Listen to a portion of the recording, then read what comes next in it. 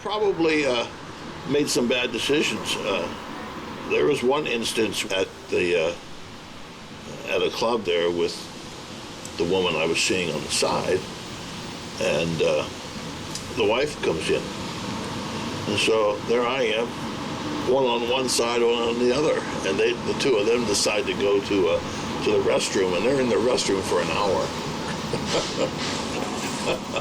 And I'm out there going, what the heck can be going on in there for an hour? But what come out of that is, the wife decided she was going to make an effort to support me, because that's what,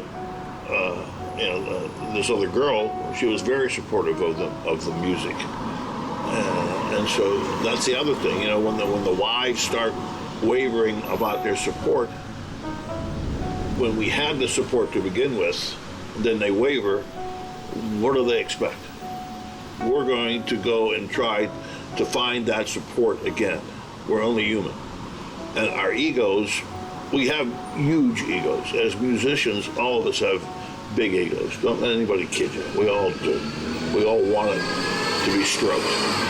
And when the stroking stops, we're going to find it somewhere, somehow.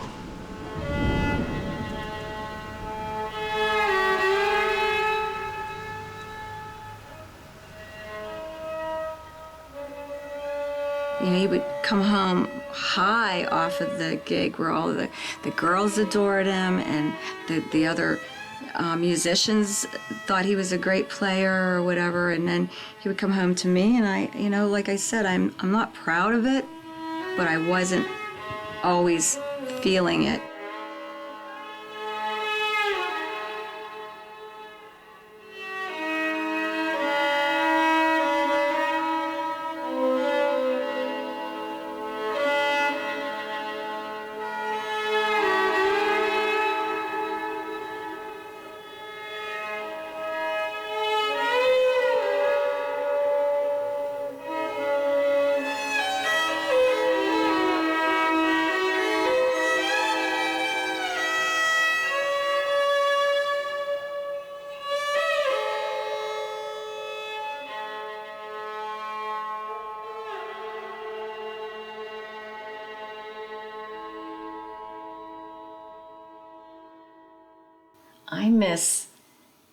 I miss hearing the music.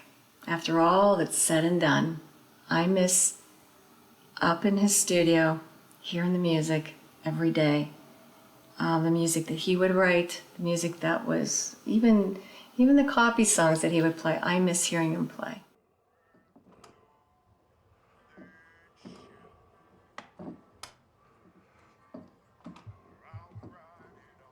I can't seem to shake musicians. I don't know, it's a weird magnet. Even if I don't want to, it happens. I don't know if it's subconscious, I don't know. I don't need therapy for it, because honestly, it's a good thing. There's something really good about it. Just as long as they don't do it for a living, I'm all right.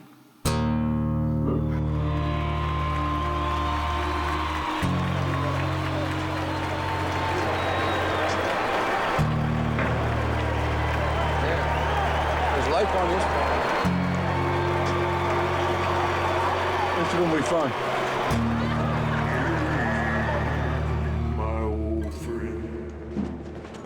But if he wasn't successful, then it probably wasn't going to be what I wanted either.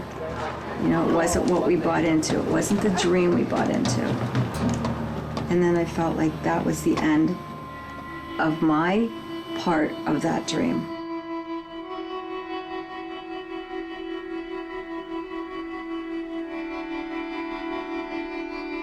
The future of thinking you're going to make it really big when you're almost 50 years old, and I'm sure it can happen. I just resented it because I didn't think that was ever going to be the case, and I wanted him to be, I really did want him to get a day job, and if he wanted to play on the weekends, play on the weekends. Basically, I have a little lawn care business for 8 months out of the year, and I work for Bocelli's Pizza for 4 months out of the year during the winter. I'm always pursuing balance in my life, and in between my professional life and my music life, and my girlfriend and my son. I wish I wouldn't have given up the music as the means to be the breadwinning. After the second divorce, I succumbed to the pressure of earning a living by other means. Sometimes I write emails that I don't send, and right, but I don't send them. I used to send them, but that wasn't working, and it just didn't have good results. So I don't know how I deal with it. I just get down. I don't really act on it or talk about it too much. I never felt like I fit in. And then once I started playing the drums and drinking, and those two came hand in hand. When I got engaged to be married, I made a promise that I would never be involved with music again. So you can shoot me for that promise, because that was a great big lie. There's people who have been in music all their life, never left. Norman Nardini would be a good example. Has never done anything else but play music. There are guys who start out playing music and leave and never come back, probably because they shouldn't have been doing it in the first place.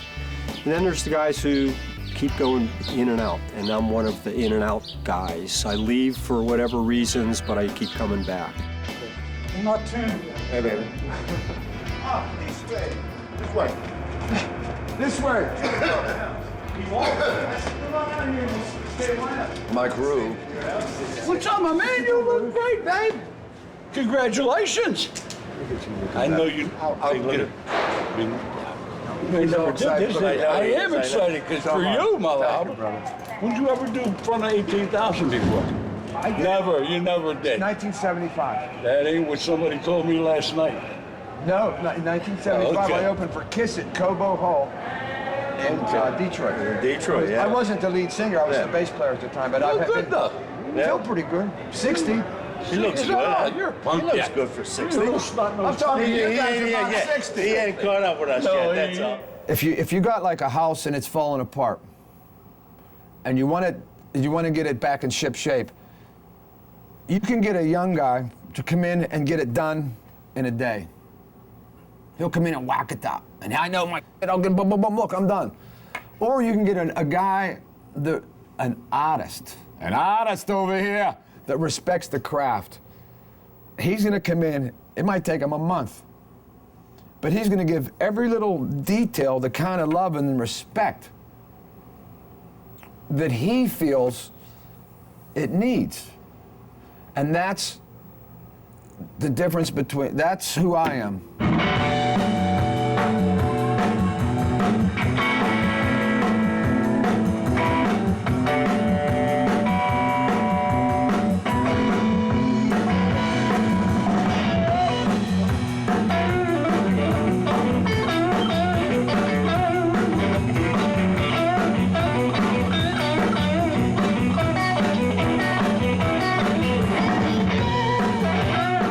I think my family was overwhelmed at my deep, crazy, insane desire to study and become a music guy. I think they weren't ready for that, and then most of my friends weren't either. I recently was married. Recently was a long, she was with you a while? 33 years. 33 years. When I just got married. And music never got in the way of, she was supportive, I mean. She's a phenomenal person, you know, that loved me from the beginning, from the day she met me, I think. And I'm very lucky to have that. How did you meet her? Playing at a gig at a bar in West Virginia. I didn't realize that it was any different than meeting anybody else. You know, I just thought I was meeting another person. So what was her attraction to you? Oh, I was young and pretty. I was coming on strong and staying on long, Frank. I was bringing it. No. We were just a couple beautiful young people. I was pretty, she was pretty. It's pretty awesome to have somebody sharing the music with you. Even at home, I mean, like, it's just like to be able to jam at home and make music, it's very good. Because you have that common element that you can share, and it's a wonderful thing to be able to jam with the person you're in love with and make great music in both ways.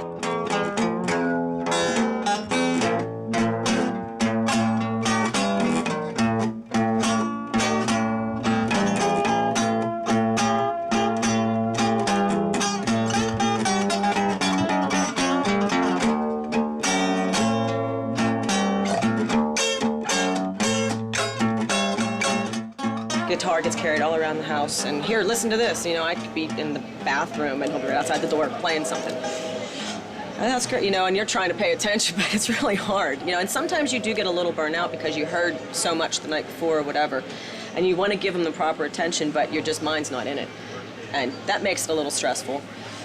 But, you know, usually I'll look at him and go, give me a minute.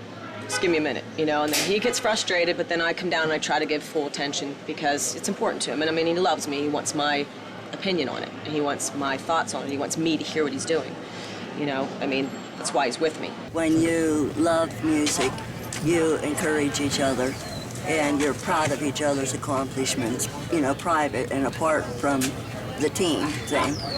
Like John, he's an excellent songwriter, and I'm behind him 100% plus because I want him to succeed, and I know he can.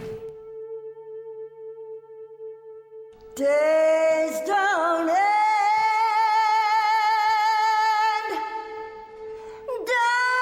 darkness won't hide,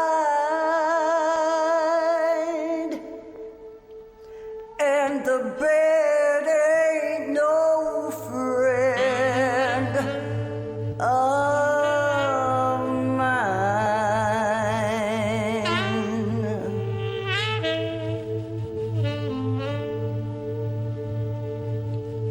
Like denim and leather, I'm faded and afraid. The world is turning away.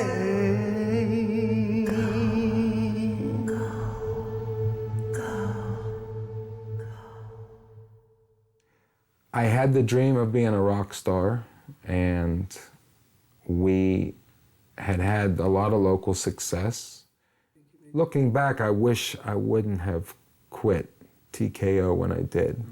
Knowing now that here I am all these years later, still playing and still performing and still feeling like I do a pretty good job at it, I gave up a few years there, and I was with some guys that, you know, you should have stuck my nose to the grindstone, and don't know whatever would have happened, but that's what bugs me. I don't know what would have happened, you know. We got interviewed up in Clarion College, the radio station, which was very cool. It was the four of us sitting there. It was about 3 or 4 hours long. We actually ran out of things to say and do. And we'd play some acoustic stuff, and a couple of the college girls called up and come down and just playing that whole rock star thing, you know, living that out. That was great. And we were in the graffiti rock, the hard rock challenge. And one of the highlights was there was like 5 bands every week for 4 weeks. And they wouldn't tell anybody who won that night. Mondays at like noon, it was Sean McDowell, who's now on DVE and was on 97 Rock at the time. He would start out, okay, here's what the results from the rock challenge. And he'd go in 5th place, in 4th, and 3rd, and break it down. And I remember I took off work that Monday because I wanted to sit and listen, you know. We had a bottle of champagne, and that was to be my wife-to-be, was with me. And when they got down to the 2 last bands, and we were one of them, like they announced the 3, and there's 2 left. And when they said, and the winner is TKO,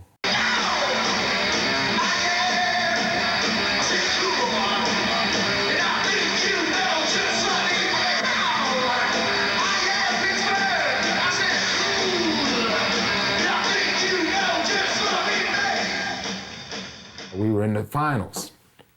So we get to the finals, and it was a good band we knew of. They're called High Voltage. They later turned into Whiskey High. And Nick Cantonese, who later starred in Rockstar, well, being star in it, but he played in it, the movie Rockstar. Oh, with Marky. Yes, Mark Wahlberg. And now he's tours with Black Label Society. So they were very, very good. We waited, and that Monday when it come up, they went down the other 3 bands, can't remember all of them, and we were the last 2. And I remember Sean's words, by the narrowest of margins, the winner's High Voltage, and my heart just frickin' sank. And that was kind of like the beginning where I started to think, you know, that's where I guess some of the insecurities, I just started to think, you know, I'm not gonna do this, I'm not gonna do that. And when I looked, I've always thought that, when I look back, that was the beginning of the losing confidence in that particular dream. And I've been told by more than one people that it might have been because of me quitting music, that I was never completely happy. Not expressing that part of me, which again was all my choice. Here's probably what always draws me back. Everything else in my life that I do, anybody can do. And the one thing that people have ever said to me was, I wish I could do that. And when that's the one thing you got, that sticks.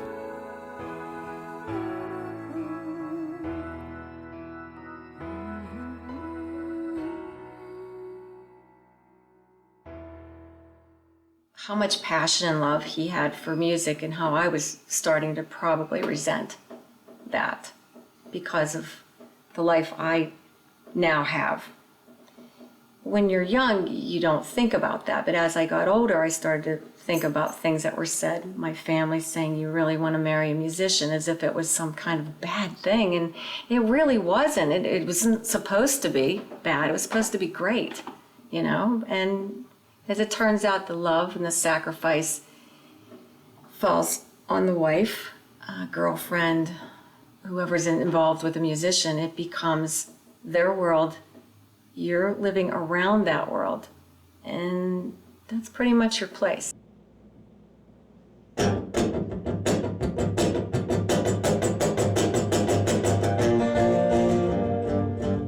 It's a love-hate.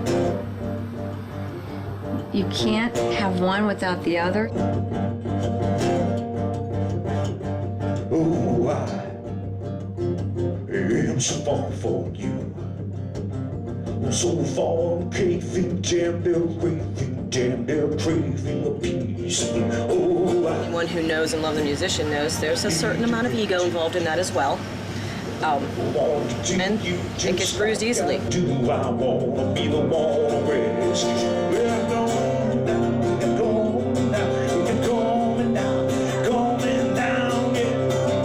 You're gonna do, a musician needs to do whatever it is they need to do to function to the level that they need to be at. If that means they have to practice 8 hours a day, then you don't have time for that hour to fight. Oh, I only have so many words, and they can't save you. Did you hear your loud little bill away from me? Coming down, coming down, coming down, coming down, yeah.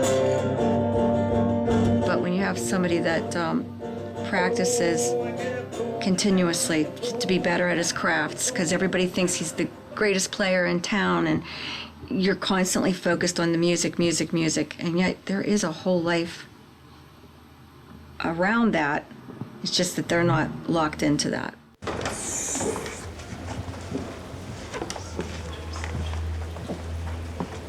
Women are looking for ways to connect and create relationship. Men are happy to be in a relationship, but they're always looking for ways to be independent.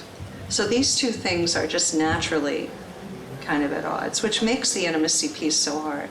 Men, you know, sometimes with men, be involved with a man and he's got some passion in his life and he goes off and does it, it's like he fell off the planet.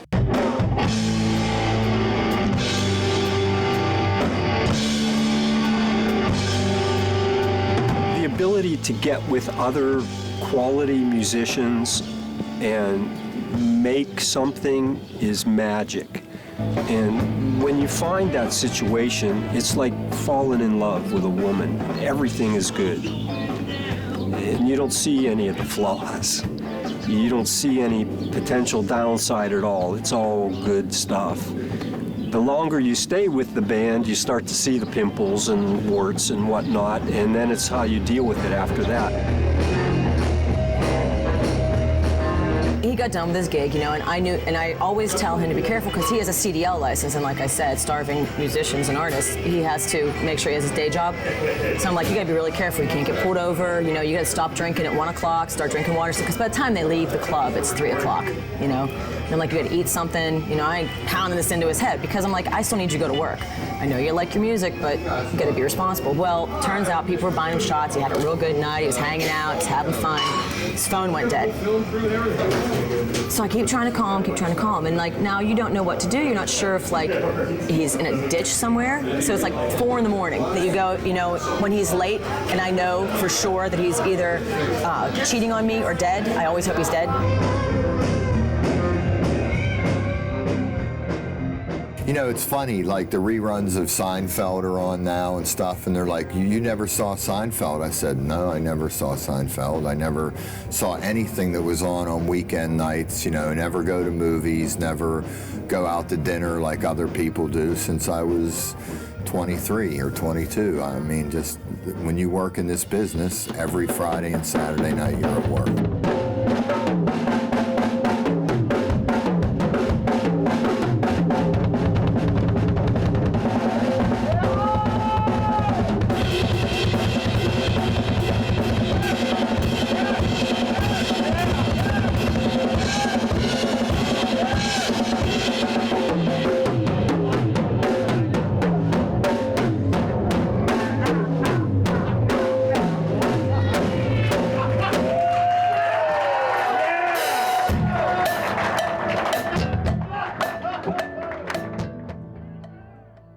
Every single weekend for years and years. No matter what, on the weekend, you're used up. You know your time's used up. You know, you're invited to a wedding or something, you could go to the food part and eat and then say, hey, well, I gotta take off now. Normally, you know, 8:30, 9 o'clock till 5, 6 o'clock. I am in my business mode, in the world of capitalism, trying to make a buck. And then each evening is different.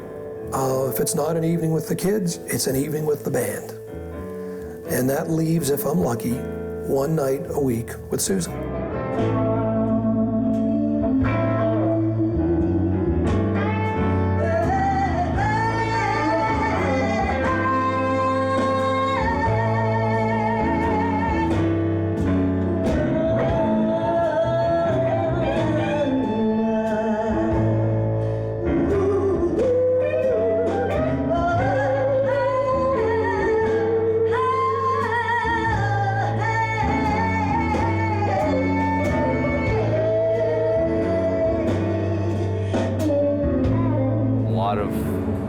Relationships, bands, guys playing in the band becomes the enemy. It's almost like the other woman where wives, girlfriends end up resenting the band because they start feeling like they're being neglected. I think he tries to make time, but I'm someone who's more calm and relaxed and likes chunks of time together, so I've asked him to try to carve that out. And I think for a while, you know, there's a change, and then basically my experience is people just kind of go back then to who they really are, and there isn't going to be that much change. Men have a hard time flexing out. They'll include their partner if their partner wants to be included, but their partner kind of becomes more of a sidekick than anything else.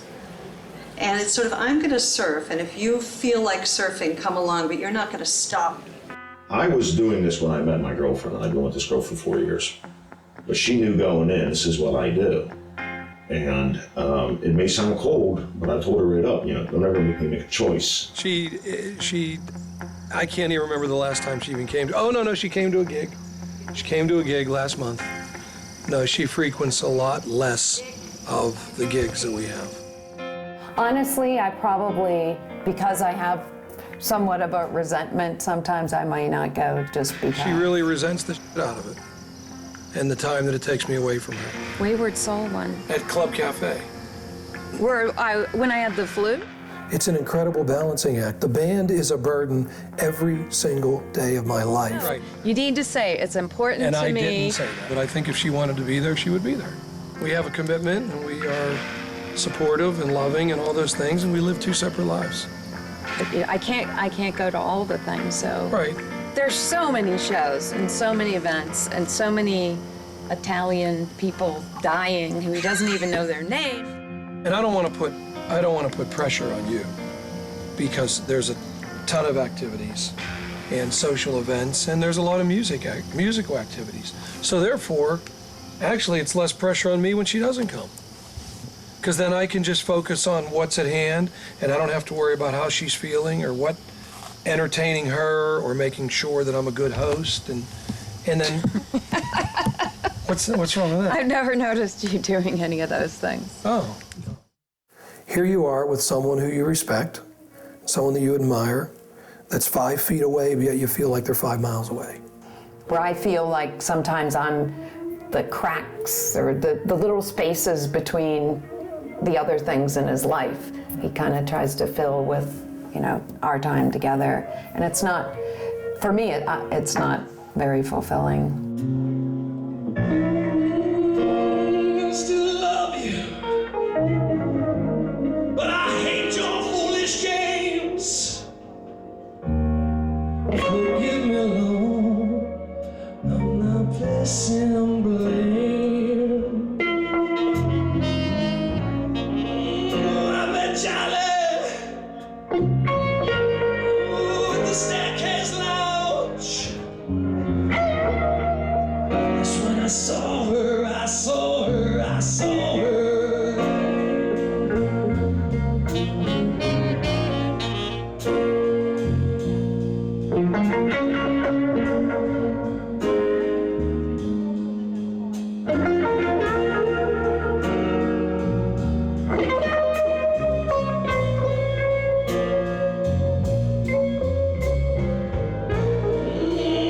I just wonder, just take me right or wrong. Been through the 90s and dying, but just getting strong.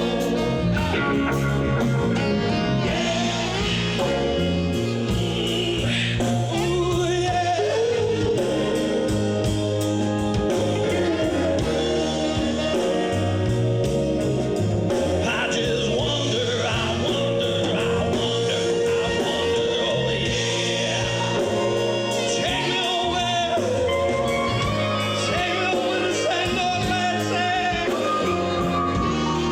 St. Louis, to the place I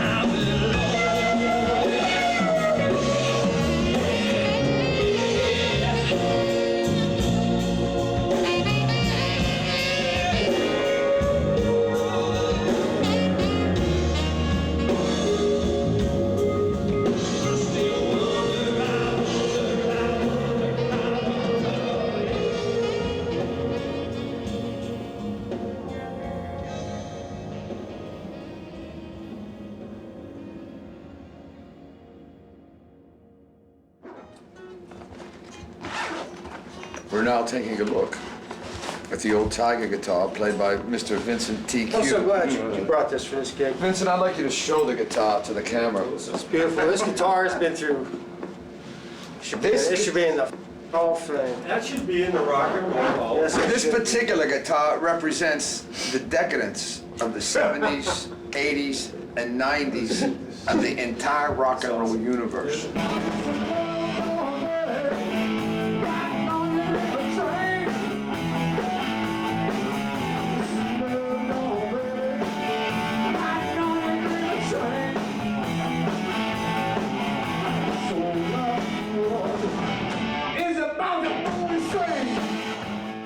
You know, the original reason for getting into music was girls.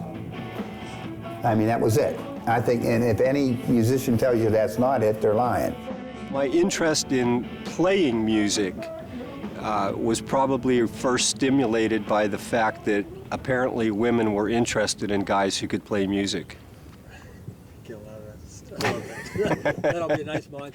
When Jim and I met, and he told me he played blues music and blues guitar, that was a main attraction, one of my main attractions. So what did you tell him when he came off stage? I mean, how did I can't say that on camera. Okay, hold on.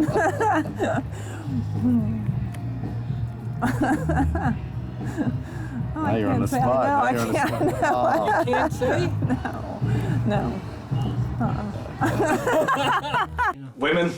No, women were not attracted to me. they always went after John. I was always attracted to me being a good guy. I always wanted to be faithful to one woman. And no, I wasn't out to see to try to get all the girls. As a matter of fact, when I was done playing the drums, I couldn't even function with a girl, to tell you the truth. And that happened one time. I had my dream girl. I finally asked her home, and I got home with her, and I just couldn't perform. And you passed out. And I passed out.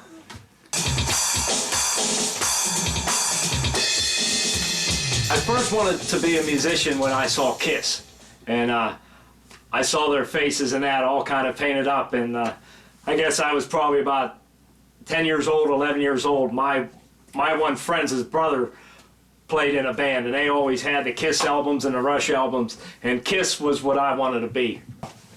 I actually used to practice sleeping on the floor so that I could get my body in shape for the tour bus. Since we lived in the bar, parents had to build me a soundproof room. And I was able to go down there and seclude myself. So what happened, at the age of 14, I started sneaking 6 packs of beer, going down into my soundproof room, drinking, and I would practice for 8 hours at a time. And when I would come up, I would be half drunk from drinking, and I would be tired from playing the drums for a straight 8 hours.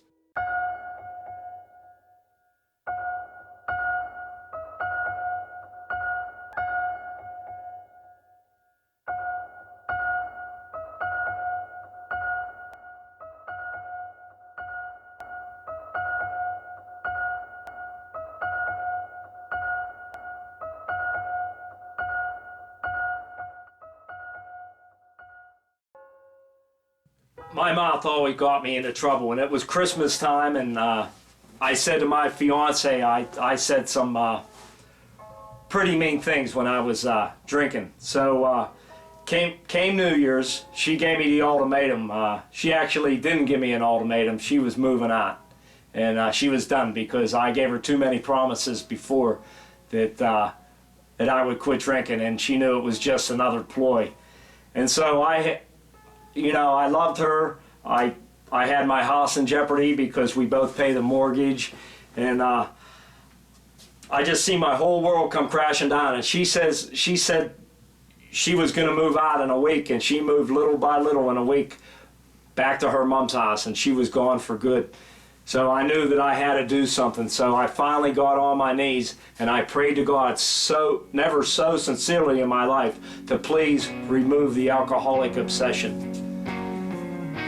And the next day I woke up, and that last night I had a big bottle of Heineken, and I asked God the night before, please God, have this be my last drink. And I got up, and this big bottle of Heineken I had, I just wanted that one little last drop.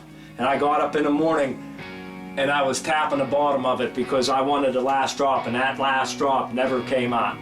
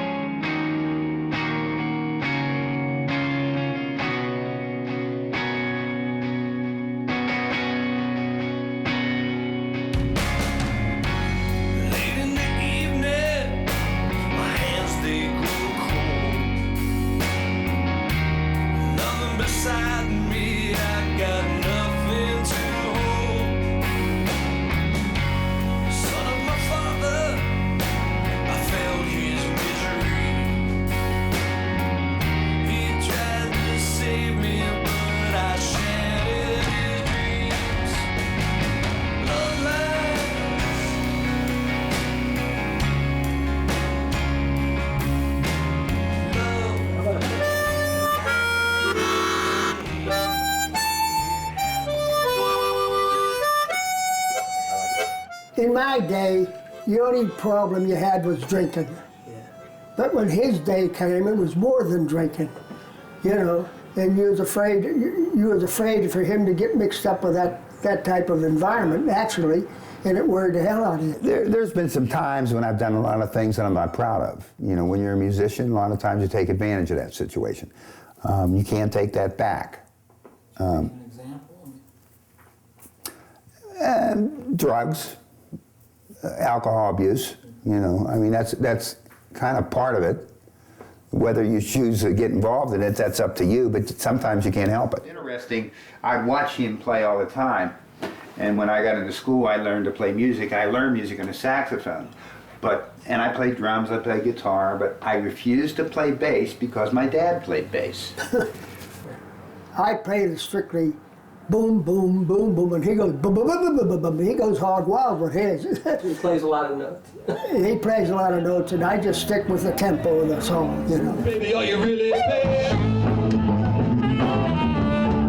Mama, are you really bad? I played all around Lawrenceville with usually trios, a bass, fiddle, guitar, and a concertina. And then we used to come over here to Boom Boom and play from midnight to 3 or 4 o'clock in the morning. There'd be a fight every night. I remember one night, me and my wife was there, and right away a fight broke out. So I grabbed her and we got in the telephone booth with a bass fiddle. That's until the fight was over.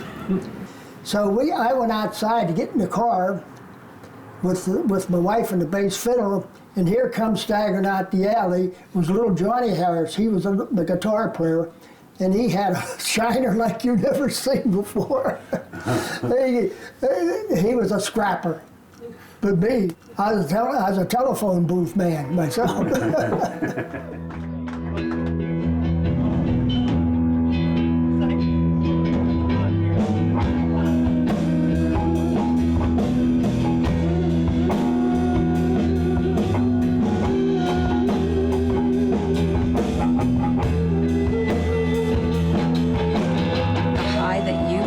By being with these musicians, because a lot of them are very seductive, I should say, for lack of another word, maybe. I don't know. They're seductive, they're artistic. When a person goes out to a bar and sees a band play from 9 to 1 or whatever, they don't see the time that they drove there, set the gear up. They're going to have to break down afterwards, drive home, try to get a little sleep, go to work, get up, go do it again somewhere else, rehearsal time. I mean, they don't see all that kind of stuff. They just see that couple of hours that you're up on the stage and think, ooh, that looks like fun. It's a lot of work. It's a lot of hard work. So somebody that can hold down a day job and go play 2-3 nights a week on the side, I respect the hell out of that.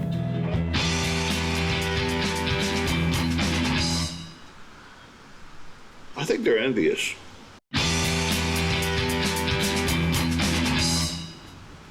I think they're envious of the talent and the attention that we get, because they know that there's probably other women in the audience who are or had the same feeling that they did. At the end of my day, nobody clapped for me. You know, when I did all the diapers, the dishes, the temper tantrums and everything else I had to figure out in the course of a day, there were no claps for me. Nobody said, wow, what a great job you did tonight. You were excellent. No, this isn't the kind of relationship I want. I mean, and he and I have talked about this, that my ideal relationship would be somebody whose primary focus was me and my children and was there to support, not financially, but just this was, at least their only family. She doesn't like you playing in the clubs on the weekends, but she knows you love it. And so she either has to trust you and love you or ask you to give up your guitar. And would you actually do that? That's a harsh thing to say and do. That's a lot to ask somebody that you love, because if you love them, you understand they love to play or they love what they're doing. I enjoy what I do. And it's very rare somebody has a job they enjoy that much.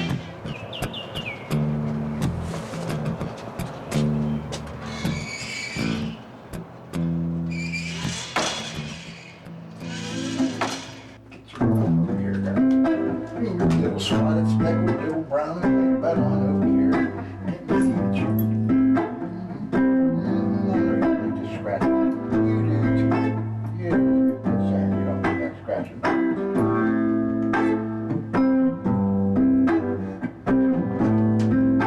Okay. What do you kind of want me to do with it? There's a change-up. Thing we just did, I thought I was recording and I wasn't. Now I just heard myself late. No, Sorry. no. I got a little bit too much out of it. Yeah, find that sweet spot, man.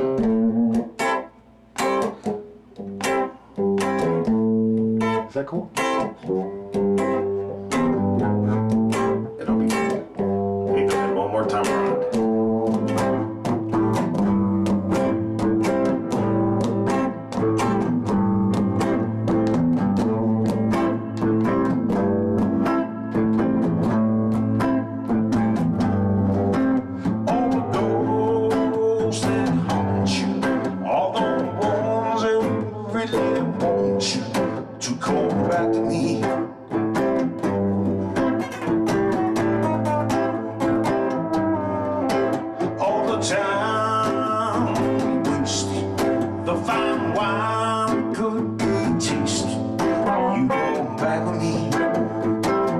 So he would say that, you know, things are going to change and he was going to take more time. But the reality of it was he either couldn't or didn't want to. And I think now that we're not together anymore, I believe he didn't want to.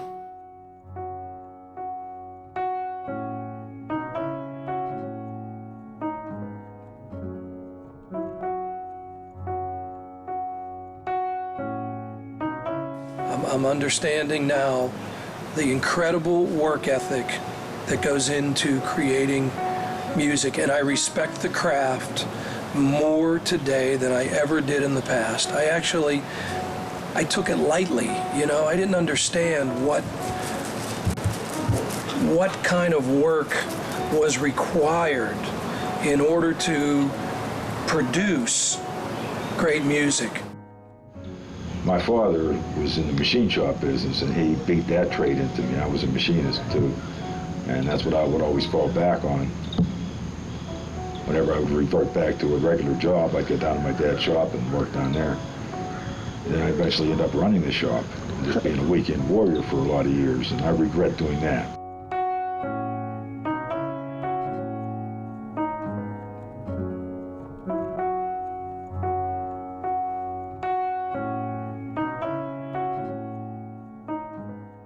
I never strived to be a superstar or anything. I just, but when I look back, it's like, you know, I made a pretty decent living for a lot of years just playing, and you know, I'm thankful for that. The only time I can remember stepping away from music for a long period of time was when my daughter was born. She's 23 now, but for the first 5 years of her life, I was pretty much a stay-at-home dad with her, and I didn't play that much music then, I don't think. Did you miss it? Oh, absolutely. Yeah, I missed it a lot. There's no way not to. It's part of who I am. I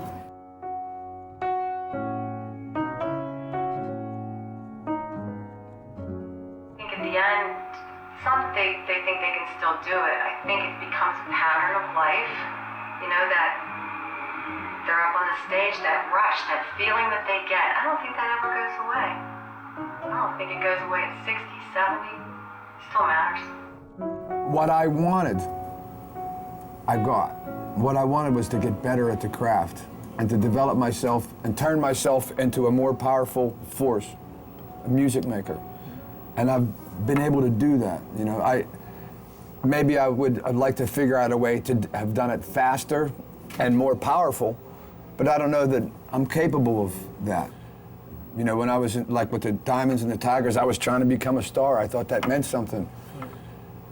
As I've gotten older, I've realized how little it means. For sure, man.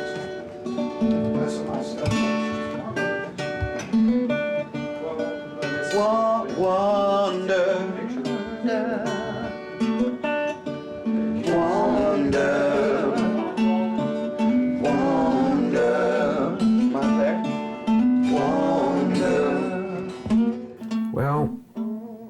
you start quitting things because of how old you are, I think that helps make you old. Wonder, wonder, wonder, wonder, wonder. Second half of Larry's saxophone solo. 2. Do you know what your notes are? I think so. 2, 3, 4.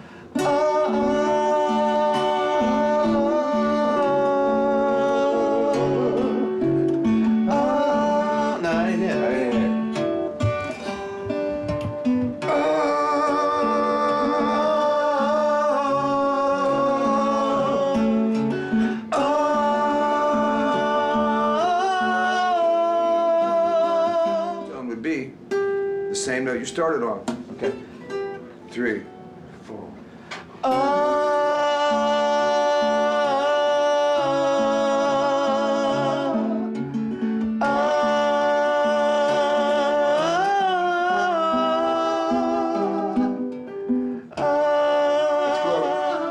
The joy of this music stuff is the craft of building music, constructing it. It's what an honor it is to take the same notes that Beethoven used and that Elvis used. There's only a couple notes. There's just a handful of them. And we're all using the same notes. And to be somebody that has that can get in there and mess with them notes and configure them and with words, you know. There's a field of corn growing tall. Gonna harvest it come early fall. And then down, gonna plant that seed under. We're living in a world, we're living in a world with all its wonders.